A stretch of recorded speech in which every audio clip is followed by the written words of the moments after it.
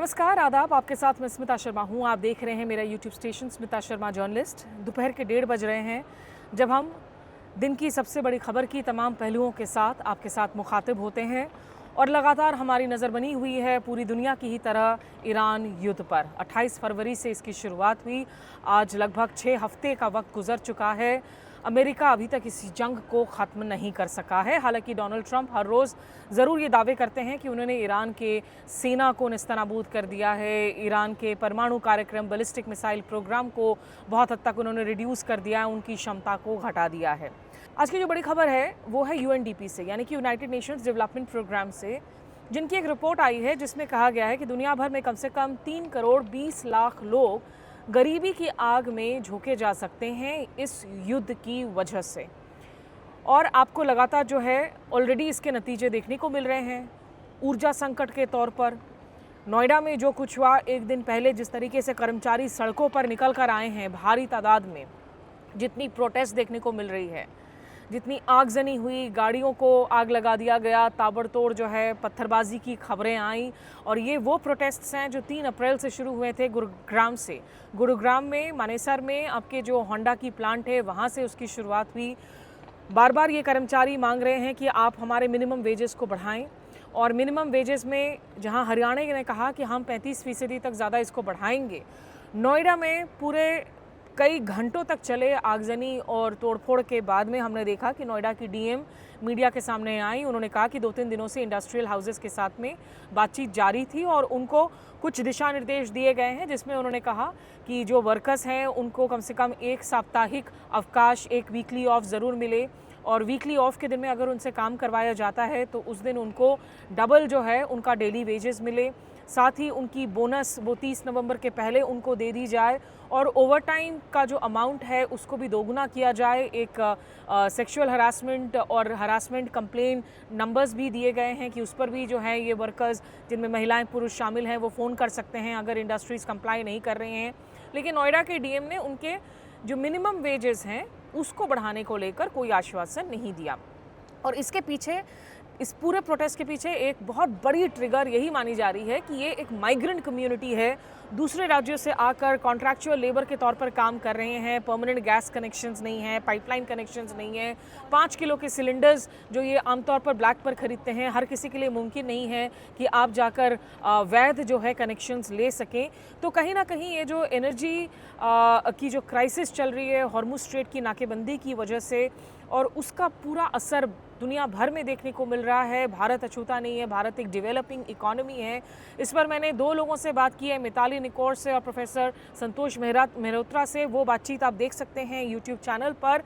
और ये यूएनडीपी की रिपोर्ट इसलिए भी बेहद चिंताजनक है क्योंकि इसमें ये कहा जा रहा है कि जो भी अभी तक पॉवर्टी रिडक्शन के लिए दुनिया भर में जो कदम उठाए गए, जो प्रोग्रेस हुआ था, वो गेन्स रिवर्स हो रही हैं।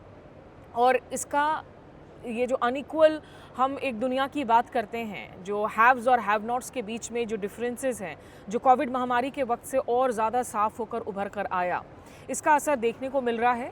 इसमें साथ ही जो इंटरनेशनल मॉनेटरी फंड है IMF, उन्होंने भी एक रिपोर्ट जारी किया है और उन्होंने ये भी कहा है कि आज की तारीख में टेक्निकली अगर ये युद्ध बंद हो भी जाए, इस युद्ध बंद होने को लेकर क्या कदम उठाए जा रहे हैं वो भी मैं आपको बताती हूँ थोड़ी सी देर में। लेकिन IMF ने कहा है कि अगर आज भी ये युद्ध बंद हो जाए तो भी इसके स्कारिंग इफ़ेक्ट्स होंगे दुनिया भर में, क्योंकि इसने पूरी दुनिया की जो इकोनॉमी है उसको कहीं ना कहीं एक स्थायी रूप से नुकसान पहुंचाया है।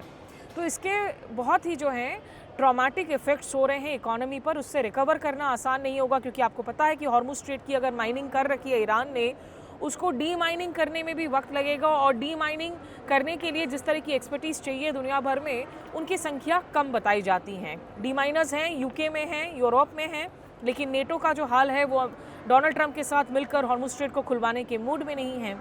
तो एक तो ये जो आपकी upper middle income poverty line है उसका इस्तेमाल किया गया है इस यूएनडीपी के रिपोर्ट में, जिसमें कहा गया है कि 3 करोड़ 20 लाख लोग पॉवर्टी में वापस से स्लिप इन कर सकते हैं इस युद्ध की वजह से।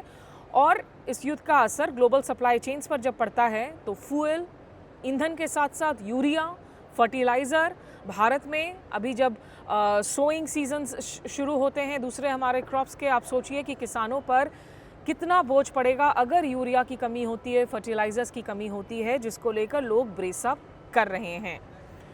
बहरहाल जहाँ तक युद्ध का सवाल है उसमें मैं आपको बता दूं कि जो 2 हफ्तों का एक अंतरिम युद्ध विराम तय हुआ था जिस पर हामी भरी थी ईरान और अमेरिका ने, वो टेक्निकली 21 अप्रैल को ख़त्म होता है।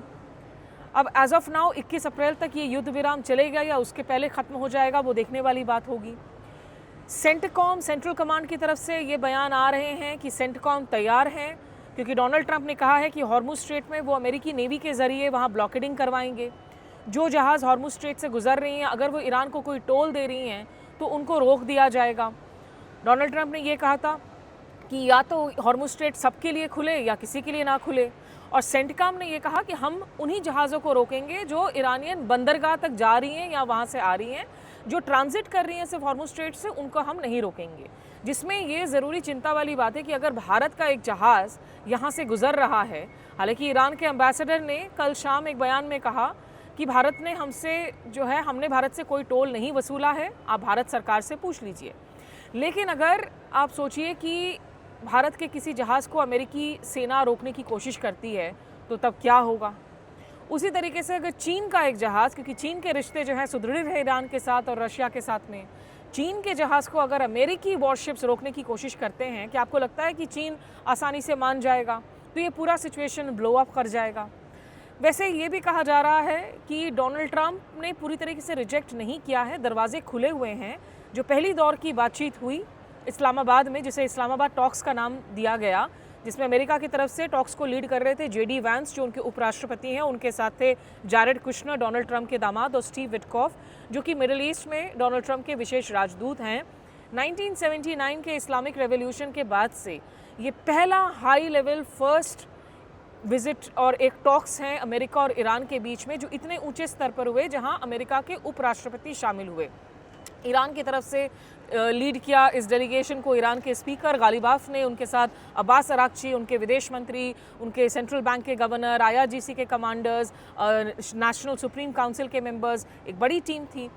और शहबाज शरीफ जो है एक वेन्यू दे रहे थे, शहबाज शरीफ, आसिम मुनीर मिलकर इस्लामाबाद में।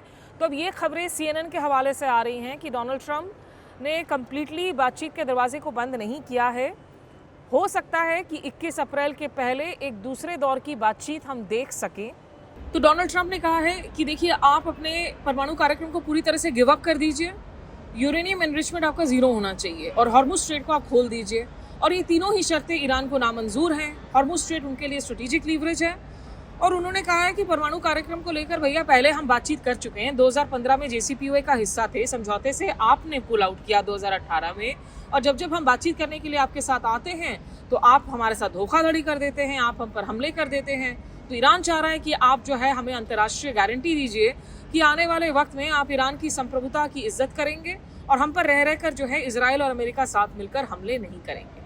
तो देखना होगा कि नेतन्याहू अभी ये 21 अप्रैल तक शांत बैठते हैं या कुछ ना कुछ जो है ऐसी चीज़ें करते हैं जिसकी वजह से ये युद्ध विराम तुरंत ख़त्म होता है और हॉर्मुज़ स्ट्रेट के क्या हालात रहते हैं। लेकिन वो वार्निंग जो UNDP ने दी है वो बेहद ज़रूरी है। युद्ध जारी रहा तो करोड़ों लोग दुनिया भर में आज गरीबी स्तर में और नीचे चले जाएंगे, नीचे फिसल जाएंगे। अभी के लिए बस इतना ही। आप उस बातचीत को मिताली निकोर और संतोष मेहरोत्रा के साथ अब ज़रूर देखिए। और दर्शकों को ये भी बता दूं कि आने वाले कुछ दिन अब मैं पश्चिम बंगाल में भी गुजार रही हूँ। तो पश्चिम बंगाल के चुनाव बेहद दिलचस्प, बेहद फाइस्टी होने वाले हैं। उन चुनावों की विशेष कवरेज आप हमारे साथ फॉलो कीजिए। अपना बेल आइकन नोटिफिकेशन ज़रूर प्रेस कीजिए तमाम कंटेंट अलर्ट के लिए। सहयोगी सार्थक टंडन के साथ मैं स्मिता शर्मा। नमस्कार, आदाब।